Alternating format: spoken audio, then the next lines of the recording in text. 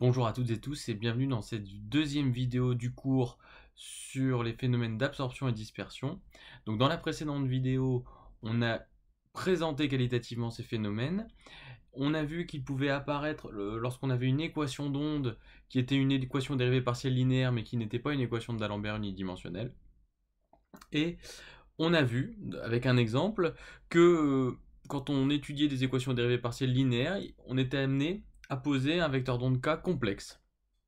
Et donc l'objectif de cette vidéo, c'est comment interpréter le caractère complexe de K, à quoi peut-on relier sa partie réelle, sa partie imaginaire. Alors on verra que la partie imaginaire aura un lien fort avec le phénomène d'absorption, alors que la partie réelle sera plus liée au phénomène de propagation et de dispersion. Mais on va donc étudier quelques exemples. Donc on va d'abord faire quelques généralités, et puis ensuite on appliquera sur des relations de dispersion particulières pour interpréter donc les parties réelles et les parties imaginaires de K. Donc, nous avions montré que quand on avait une équation dérivée partielle linéaire, on pouvait chercher sa solution sous la forme d'une pseudo-PPH, c'est-à-dire une onde de type U0 exponentielle de j oméga t moins kx, donc une onde qui semble se propager dans le sens des x croissants, mais avec la particularité que k peut être un nombre complexe. Donc ça, je peux aussi l'écrire U0 exponentielle j de oméga t moins k complexe x plus phi, où phi est la phase à l'origine. Et donc, k étant complexe, on peut écrire que k, c'est sa partie réelle plus j fois sa partie imaginaire, où kr et ki sont donc des nombres réels. Et donc, on s'intéresse ici au cas où ki, on va s'intéresser au cas où ki est négatif et kr positif. Alors, pour comprendre à quoi cela correspond, il faudrait revenir à u de xt, à vraiment le signal réel u de xt, qui est la partie réelle du signal complexe u de xt. Et pour faire cela, eh bien, nous allons travailler un petit peu sur le signal u complexe, et on va ainsi déterminer u de xt. Alors, donc u de xt, ce qui nous embête, c'est le cas complexe, donc on va le développer avec la partie réelle, moins kr, plus jkx, ki, le tout fois x, plus phi. Et donc, si on développe, ça fait exponentielle de j oméga t moins krx plus phi. Et il reste exponentielle de j fois moins j kix. Autrement dit, u de xt est égal à u0 exponentielle de... Alors, ici, vous allez avoir j carré égale moins 1 fois moins... avec un moins qui passe devant, donc on a 1 qui va apparaître. C'est-à-dire qu'il restera uniquement exponentielle kix, exponentielle j oméga t moins krx plus phi.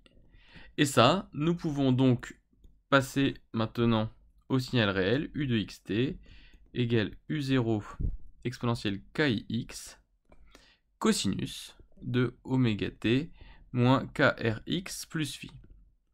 Donc ça, c'est un résultat important, on va l'entourer, on va l'encadrer.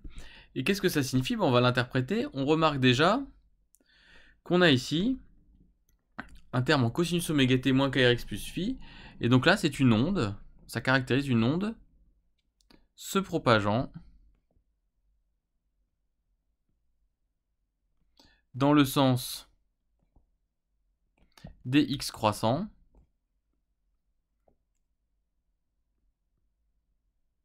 à la vitesse de phase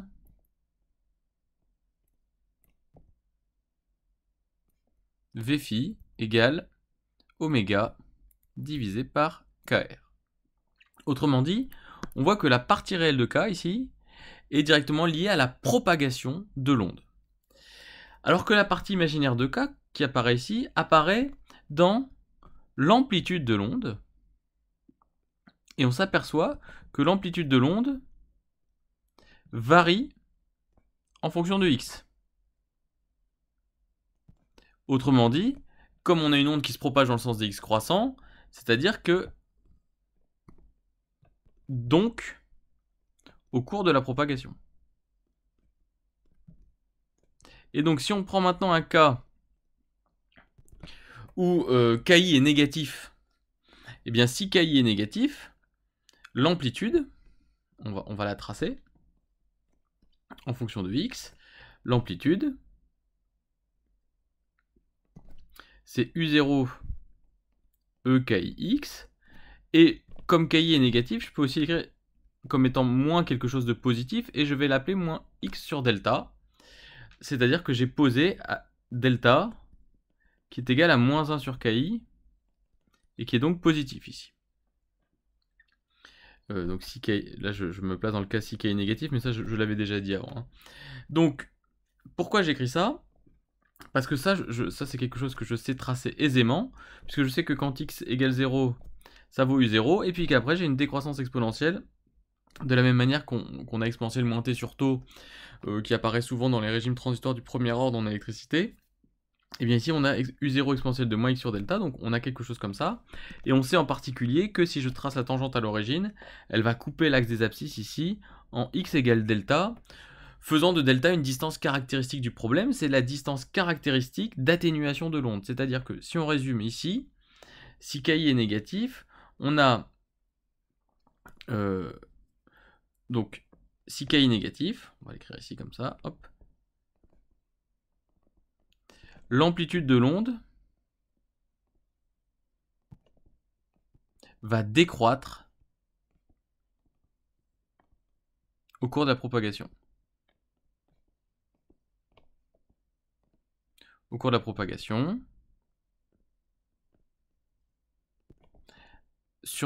avec une distance caractéristique de décroissance,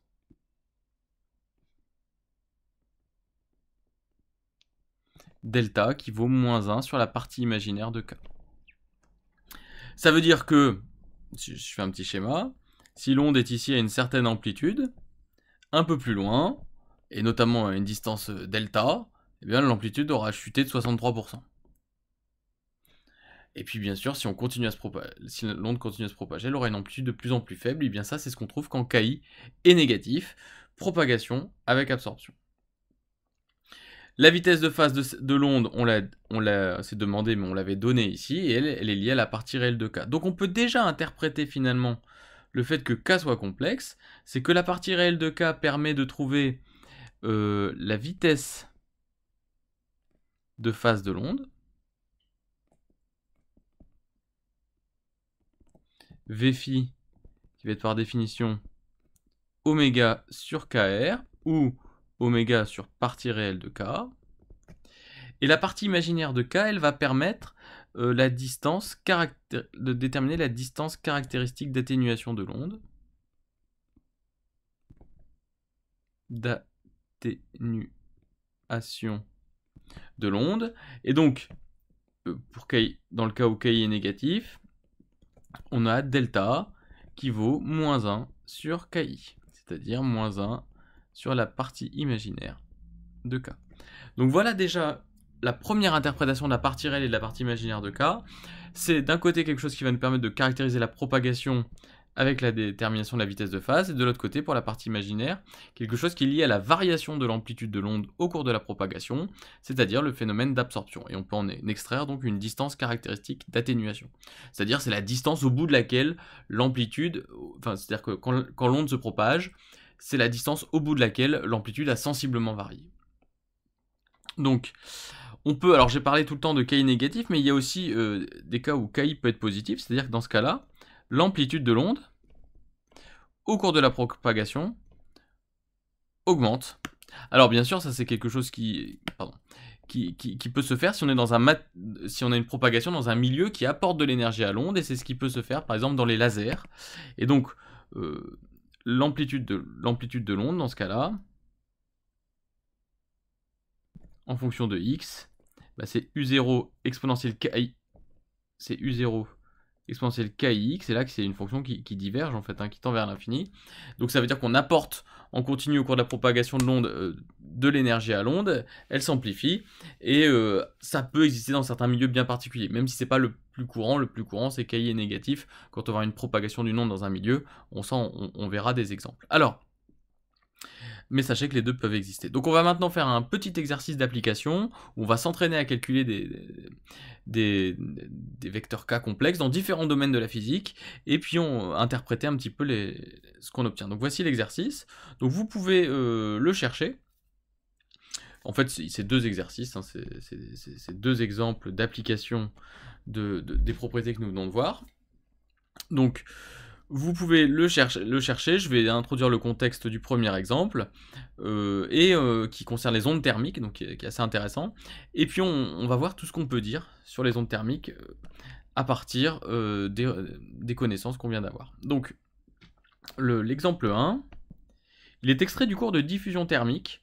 Et par exemple, si vous considérez la Terre, comme ça, et on va placer un vecteur unitaire UX vers le bas, vous pouvez montrer que si on néglige toute radioactivité dans la Terre, il n'y a pas de source interne de chaleur dans la Terre, on peut montrer que dans la Terre, le transfert thermique se fait par diffusion thermique, et donc si on suppose que T ne dépend que de X et de T, c'est-à-dire qu'on considère le système invariant par translation suivant UY comme ça, et invariant par translation suivant UZ vers le fond, donc la température ne dépend que de Tx de T, et bien dans la Terre, on a l'équation de diffusion, donc d de T sur dt égale dth laplacien de T, donc on considère qu'il n'y a pas de source interne, donc pas de radioactivité par exemple, et ça se simplifie en dth dt sur dx2, avec l'hypothèse où la température ne dépend que de x. Donc voici l'équation à résoudre pour la température dans la Terre, et nous ce qui va nous intéresser c'est de voir comment les variations de température en surface, dues par exemple à l'alternance des saisons, c'est-à-dire que par exemple en été on a une température élevée, puis en hiver une température froide, puis en été une température élevée, puis en hiver une température froide, plus basse pardon, comment cette variation des températures en surface eh bien, se propage dans la Terre. C'est ce qu'on va appeler la notion d'onde thermique. Et donc, pour cela, on va chercher à résoudre l'équation de diffusion thermique ici, en remarquant que c'est une EDP linéaire. Et donc, on va appliquer les méthodes vues dans ce cours. Donc, là, on a la Terre, et donc, l'équation de diffusion, ici, on a une EDP linéaire. Et donc, sous quelle forme peut-on chercher une solution ondulatoire? On peut chercher T sous la forme une constante, plus une oscillation autour de cette constante. Donc, il faut imaginer qu'en surface, c'est pareil, hein, on a une température qui varie autour de T0, entre T0 plus une sorte de plus delta T, et T0 moins delta T. Ce serait la température minimale l'hiver, ça, et ce serait la température maximale l'été. Eh bien, nous, on va pouvoir chercher, sachant qu'on aura une propagation de l'onde dans ce sens-là, et bien plus une constante, alors je vais l'appeler A, je ne la connais pas pour l'instant, une propagation dans le sens des x croissante, oméga t moins K complexe x, puisque comme c'est une EDP linéaire, on a vu qu'on pouvait chercher des solutions sous la forme de pseudo-PPH. Donc de voir un peu ce que ça va donner. Et on nous demande d'en déduire la relation de dispersion. Alors la relation de dispersion, elle est associée à l'EDP, et donc pour trouver... Donc on va... Excusez-moi, je rédige un petit peu. On va chercher T, donc sous forme complexe, sous la forme d'une pseudo-PPH. Et donc pour trouver la relation de dispersion, la technique c'est toujours la même. On injecte la forme de la pseudo-PPH dans la relation de dispersion.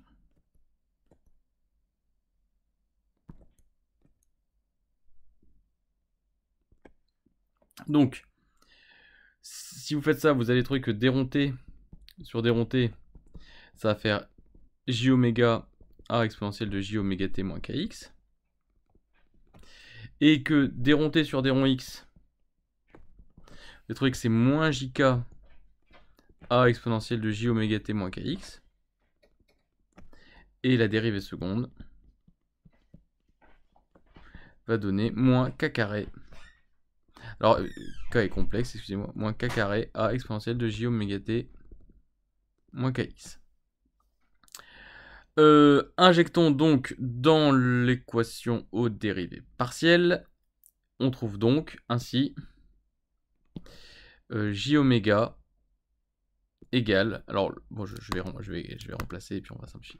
A exponentielle de j oméga t moins k complexe x est égal, alors déronté sur déronté, égale dth fois le Laplacien, donc la dérivée seconde par rapport à x, donc moins k carré a exponentielle j oméga t moins kx, et donc on trouve que k carré égale moins j oméga sur dth. Voilà comment on trouve la relation entre k oméga, donc la relation de dispersion. Et donc on voit bien que k carré appartient à C, donc on aura bien un vecteur d'onde complexe. Et donc, bon, k carré c'est bien, mais nous ce que nous cherchons c'est la partie réelle de k et la partie imaginaire de k, donc nous cherchons vraiment l'expression de k. Donc maintenant que nous avons trouvé l'expression du vecteur d'onde k carré, il nous faut trouver l'expression de k. Et donc se pose le problème si, quand on connaît l'expression d'un vecteur d'onde complexe, k carré, qui est de la forme a plus jb dans le cas général, comment déterminer k, qui vaut donc kr plus jki, comment trouver les expressions de kr et de ki à partir de a et b. Alors c'est pas si simple, et donc dans le cas ici présent, il y a une méthode assez rapide qui va nous permettre de le faire, mais j'aimerais faire un petit aparté sur cette méthode mathématique, comment à partir de l'expression d'un nombre complexe au carré, retrouver ce nombre complexe, et pour cela, on va faire une petite digression mathématique, une petite digression de calcul, pour y répondre. Donc, faisons un aparté de calcul, un aparté mathématique, aparté, comment déterminer k égale kr plus jki quand on connaît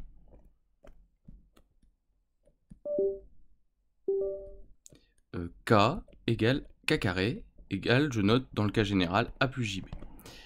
Alors il y a plusieurs méthodes, et donc je vais les expliciter. Donc la méthode 1, très générale, qui marche tout le temps, mais qui est un petit peu longue, c'est de dire si k égale kr plus jki, je peux calculer k carré à partir de ça. Et donc ça nous fait kr plus jki au carré, ce qui fait kr carré plus le double produit de jkr ki plus jki au carré, donc moins ki carré, puisque j carré égale moins 1.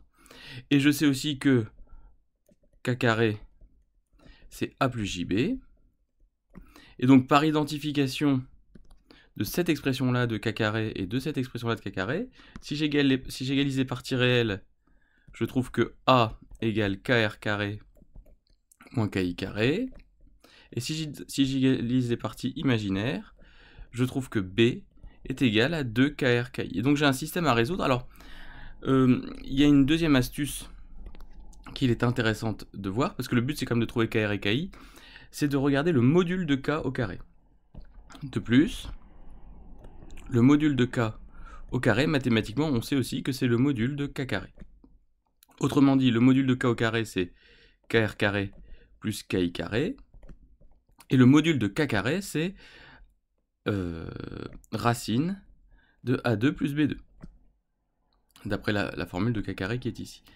Donc, autrement dit, on a trois équations intéressantes. Donc, j'encadre aussi celle-là et je fais un résumé. On a kr carré plus ki carré égale racine de a2 plus b2. On a kr carré moins ki carré égale A, et on a 2 plus B égale 2KRKI. En fait, ces deux premières équations vont nous permettre de trouver assez rapidement KR carré et KI carré, en les soustrayant ou en les additionnant par exemple. Et celle-ci va nous permettre de déterminer le signe de KI et KR. Alors souvent on cherche KR positif parce qu'on s'intéresse à une propagation dans le sens des X croissants. Et comme après on connaît le signe de B, si on connaît le signe de KR, on en déduit le signe de KI à partir de cette écriture. Et donc ça c'est la première méthode qui fonctionne pour trouver l'expression de K qui vaut KR plus JKI. Alors elle fonctionne tout le temps, mais c'est vrai qu'elle est un petit peu longue. Alors il y a une deuxième méthode. Une deuxième méthode qui par contre fonctionne moins souvent, mais dans les problématiques d'absorption et dispersion peut fonctionner. Vous avez K carré qui vaut A plus JB avec B très très petit devant A. Voilà, c'est ça la limite en fait de l'utilisation, c'est qu'on va supposer que la partie imaginaire est très petite devant la partie réelle, mais ce qui est possible puisque ce terme-là étant associé à l'absorption, on peut avoir l'absorption comme étant minime devant le terme de propagation, c'est-à-dire que l'absorption, ce terme-là, est vu comme une perturbation de ce terme-là, et dans un certain nombre de cas, on peut s'en sortir ainsi. Et dans ce cas-là, je peux écrire que K carré égale A facteur de 1 plus J B sur A.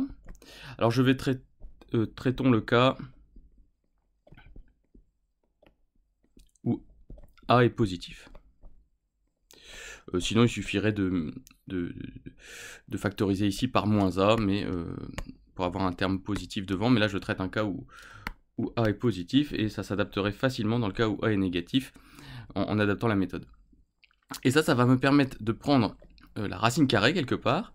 Donc attention, là je fais quelque chose qui est assez moche. Je vais prendre la racine carrée de A, c'est un nombre positif, je peux faire, et là j'ai 1 plus J fois B sur A à la puissance 1,5. Alors d'ailleurs, normalement c'est même plus ou moins, voilà, c'est plus ou moins, parce que quand je prends la racine carrée, il y a une incertitude sur le signe qu'il y a devant. Alors ça on n'aime pas du tout, cette écriture-là, on n'aime pas du tout, d'un point de vue mathématique c'est discutable, mais ce qui m'intéresse, c'est donc là c'était juste un intermédiaire de calcul, donc là j'ai fait puissance 1,5. Et ce que je vais faire ici, c'est que comme B sur A est très petit devant 1, je vais faire un DL à l'ordre 1 de 1 plus X à la puissance 1,5, ça, c'est égal à 1 plus X sur 2 plus un petit O de X, si X est très petit devant 1. Et donc je vais faire ce DL ici, donc je vais avoir une expression approchée de K, K égale plus ou moins racine de A, facteur de 1 plus 1,5 de J fois B sur A, donc J de B sur 2A. Et là voilà, ça j'ai une écriture qui maintenant est acceptable. Alors le plus ou moins, on a cette indétermination, mais souvent on la lève en étudiant le signe de la partie réelle de K, puisque c'est elle qui va nous donner la direction de propagation. Donc ça, on le verra dans des exercices. Mais voilà, une autre méthode plus rapide pour déterminer K à partir de K carré. Donc on en déduirait ici que K, du coup, il suffit de développer, on a l'expression de K. Mais qui ne marche que dans le cas où la partie imaginaire est une perturbation par rapport à la partie réelle. Et enfin, nous intéresser qui est plus limité, mais qui arrive souvent dans le cours sur l'absorption, c'est si K carré est imaginaire pur. C'est ce que nous avons ici dans notre exemple, puisque nous avions trouvé K carré qui vaut moins J oméga sur DTH, je crois que nous avons trouvé ça. Donc c'est l'exemple dans lequel on se situe. Donc là, on va poser K carré égale J fois B. Et bien dans ce cas-là, J, on peut aussi l'écrire comme exponentielle Jpi sur 2 fois B. Alors si on avait ou K carré qui vaut moins JB, je prends B positif ici. Comme ça je fais les deux cas. Et bien ça c'est exponentielle moins Jpi sur 2 fois B. D'accord? Et bien, de la même manière, je peux prendre la racine carrée qui est la puissance 1,5. Et donc K, ça va être égal à plus ou moins racine de B. Quand je prends la puissance 1,5 de ces termes-là, j'ai plus ou moins racine de B, et j'ai cette exponentielle Jpi sur 2, Alors imaginons que je fasse ce cas-là dans un premier temps. Je vais avoir exponentielle j pi sur 2 puissance 1,5, ça va faire exponentielle j pi sur 4. Ou, dans le cas où c'était exponentielle moins j pi sur 2 ici, je vais avoir k égale plus ou moins racine de b, exponentielle moins j pi sur 4. Et puis exponentielle j pi sur 4, ensuite il suffit de dire que c'est cosinus de pi sur 4 plus j sinus pi sur 4. Les deux valent le cosinus de pi sur 4 et le sinus de pi sur 4 valent racine de 2 sur 2 et racine de 2 sur 2. Et donc on a fini, on a trouvé k. Donc vous voyez là c'est une méthode extrêmement rapide, mais qui ne marche que si k carré est un imaginaire pur.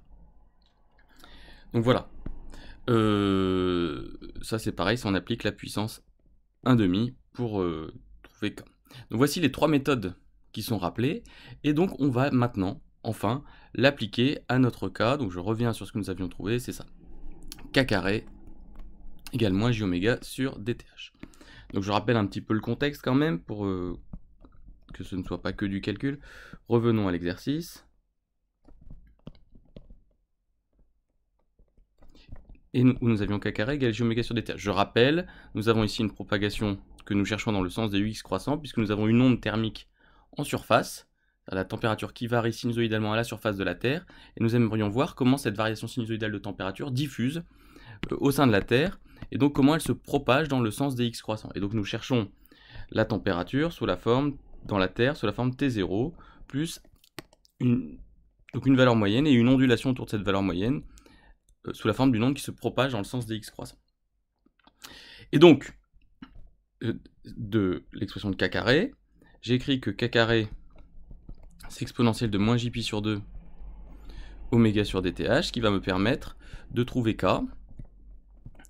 avec la méthode que je viens de voir, plus ou moins racine de oméga sur dth, exponentielle de moins j pi sur 4. Puisque l'exponentielle moins j pi sur 2 puissance 1,5 fait exponentielle moins j pi sur 4. Ce qui nous donne k égale plus ou moins racine de oméga sur dth, facteur de cosinus de moins pi sur 4, plus j sinus de moins pi sur 4.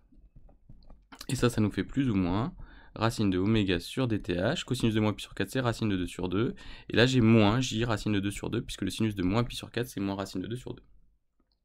Autrement dit, k égale, je dois choisir entre le plus et le moins, donc c'est à ça que je vais m'atteler, ça va faire oméga sur 2 dth, puisque racine de 2 sur 2, c'est aussi 1 sur racine de 2.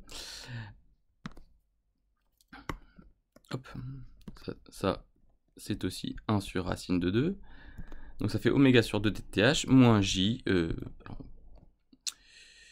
voilà, racine de oméga sur 2 dth, ou moins,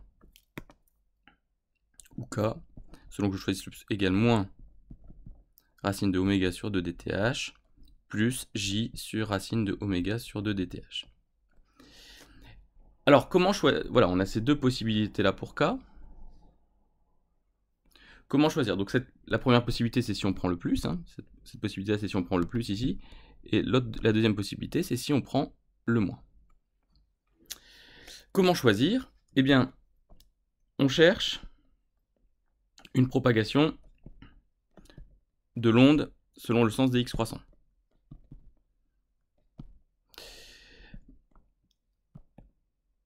Et donc ça veut dire que la vitesse de phase, qui vaut, je rappelle, oméga sur la partie réelle de k, doit être positive, puisqu'on doit avoir une vitesse positive dans le sens des x croissants.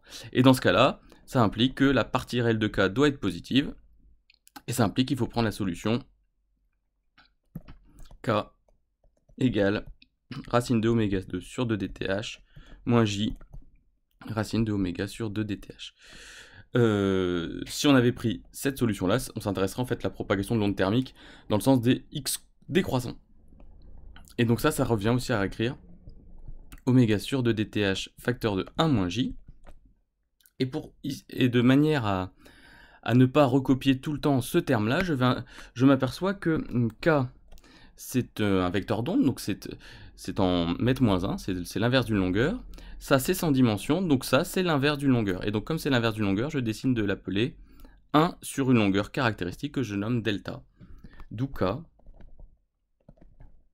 Et comme ça va nous permettre de conclure, c'est 1 moins j sur delta avec delta égale racine de 2 dth sur oméga. Donc voici l'expression que nous avons trouvée pour k. Donc vous voyez, on est parti de l'expression de k carré. On a appliqué la méthode pour trouver k quand k carré est un imaginaire pur. Mais on avait deux choix possibles pour k. Et on a choisi la valeur de k qui permet une propagation dans le sens des x croissants. Et on a introduit un paramètre de longueur caractéristique pour simplifier l'écriture. Donc voilà la détermination de k telle qu'il était demandé. Alors on va revenir un petit peu aux questions pour savoir ce qu'il faut faire maintenant. Oui, je vais revenir. Vous savez, pour trouver, j'ai pas fait exactement ce qu'avait demandé l'énoncé, donc je vais préciser, mais c'est équivalent. On nous demandait d'en déduire l'expression de k. Alors cette fois-ci, au lieu de nous dire correspondant à une onde qui se propage dans le sens des x croissants, on nous dit correspondant à une décroissance de l'onde thermique au fur et à mesure de sa propagation. Ça implique, d'après ce qu'on a vu au début de la vidéo, que KI doit être négatif. C'est-à-dire que la partie imaginaire de k doit être négative. Et donc, en effet, c'est strictement équivalent à ce que je viens de dire, parce que si nous avons choisi cette expression-là de k parce que la partie réelle était positive, c'est aussi celle pour laquelle la partie imaginaire est négative. Donc on va bien avoir une décroissance de l'onde au cours de sa propagation, et ça c'est ce qu'on va voir juste après.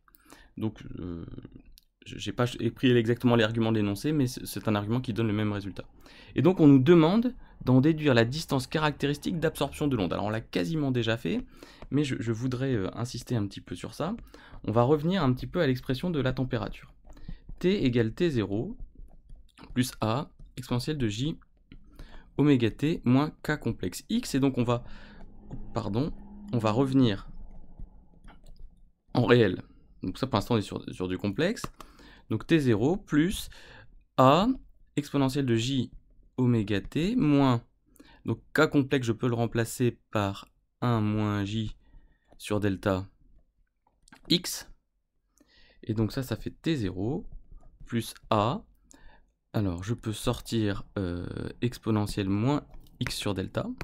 Puisque vous avez ici le J qui est ici, avec le J ici ça fait J carré, ça fait moins 1. Le moins qui sont là, ça fait plus, donc il reste bien moins X sur delta. Exponentielle J de oméga T moins X sur delta. Et donc là maintenant on a une écriture qui nous permet de revenir à la partie réelle. T qui égale à la partie réelle de T vaut T0 plus A exponentielle moins X sur delta cosinus de oméga T moins X sur delta. Donc là on a une onde se propageant dans le sens des x croissants.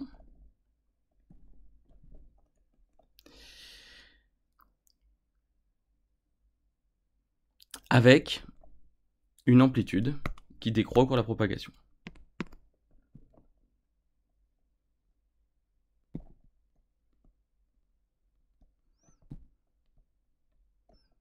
Donc ça, c'est ce qu'on appelle une onde thermique qui se propage dans le sol. Qu'est-ce que ça veut dire? Ça veut dire que si vous regardez, donc vous avez la Terre comme ça.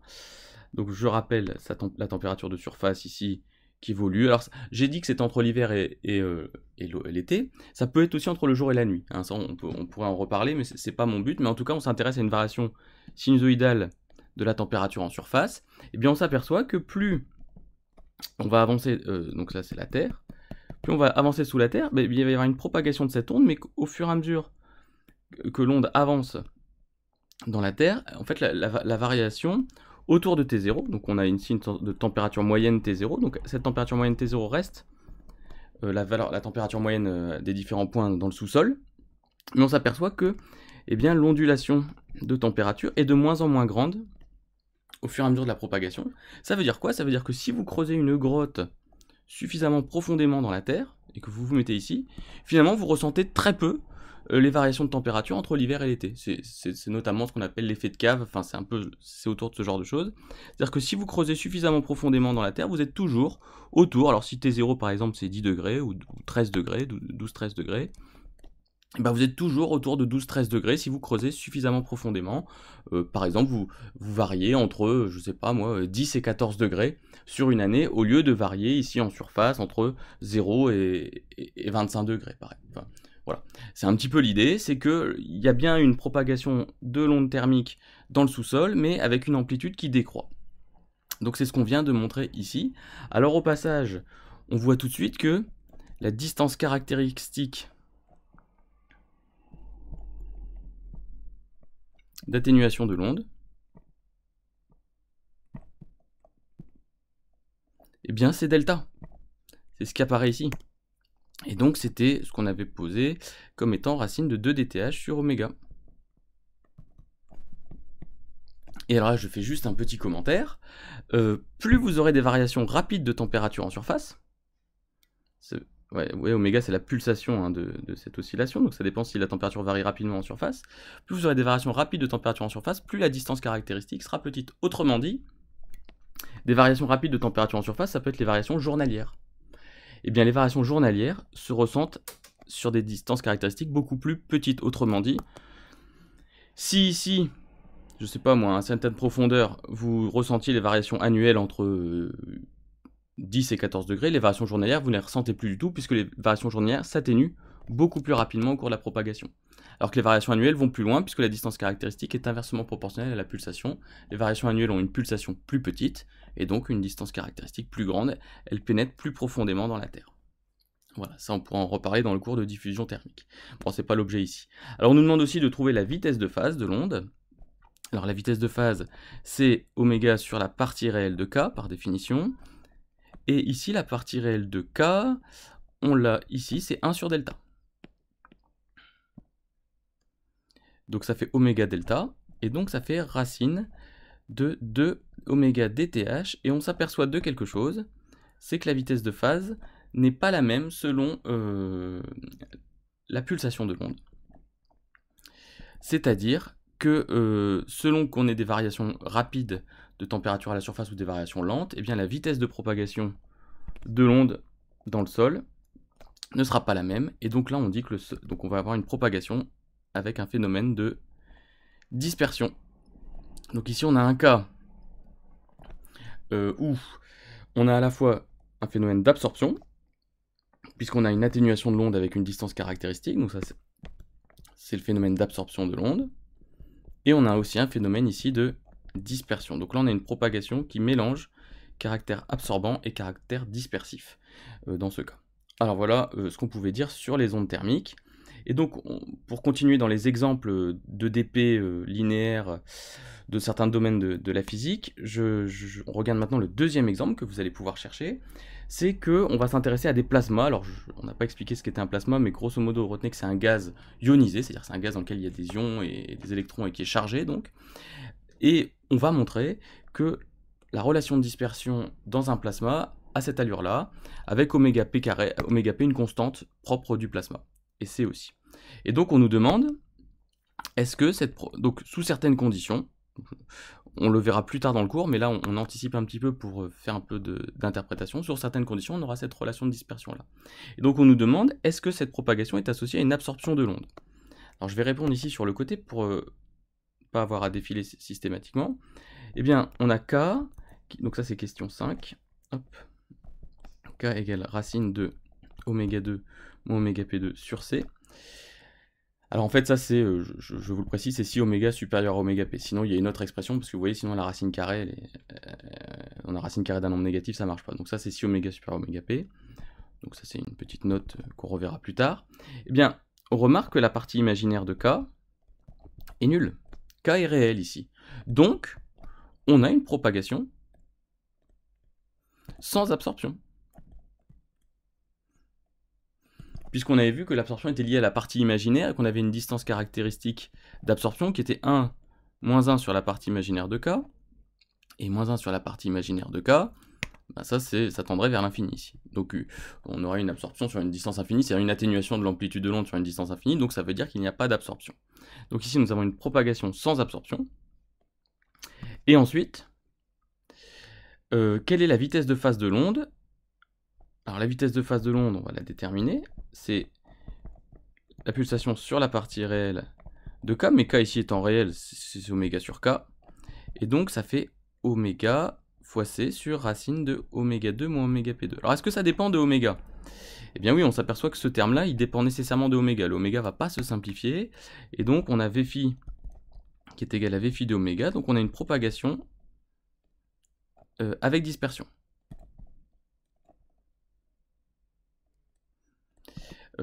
On a donc un milieu dispersif, et même on s'aperçoit de quelque chose d'un petit peu étonnant, et donc c'est ce qui vous est demandé ici.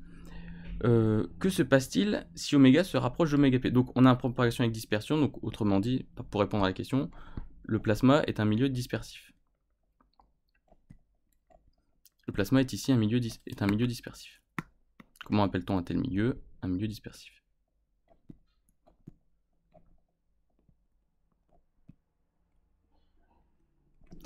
Alors, je vous ai dit que ce que nous faisons, c'est valable pour oméga supérieur à oméga p. Si oméga est supérieur à oméga p, mais que se passe-t-il donc si oméga devient juste un tout petit peu supérieur à oméga p, si oméga tend vers oméga p par valeur supérieure? Eh bien, on s'aperçoit que si oméga tend vers oméga p, avec oméga supérieur à oméga p, toujours, eh bien, la vitesse de phase, si oméga tend vers oméga p, le dénominateur tend vers 0, et la vitesse de phase tend vers l'infini. Et ça pose une question sur la réalité physique de ce qu'on est en train de dire, c'est-à-dire qu'est-ce que ça signifie qu'une onde se propage avec une vitesse infinie, et notamment donc une vitesse supérieure à la célérité de la lumière dans le vide, alors qu'on sait a priori qu'aucune information ne se déplace à une vitesse supérieure à la célérité de la lumière dans le vide. Et bien ça, c'est une interrogation à laquelle nous allons devoir répondre dans la suite de ce cours, et pour y répondre, il va falloir nous donner une meilleure interprétation de ce qu'est la vitesse de phase. Donc pour l'instant, nous ne pouvons que constater l'apparition, dans certains cas, d'une vitesse de phase qui tend vers l'infini, et se demander comment interpréter physiquement un tel résultat. Et ça va être l'objet de la suite du cours, parce que c'est pas quelque chose d'évident à dire. Ça va nous amener à définir une autre vitesse des ondes, qui est la vitesse de groupe, et aussi la notion de paquet d'ondes. Et donc c'est pas quelque chose de rapide, donc ça va nécessiter une vidéo supplémentaire pour parler de ça. Un peu synthétiser les résultats que nous avons vus.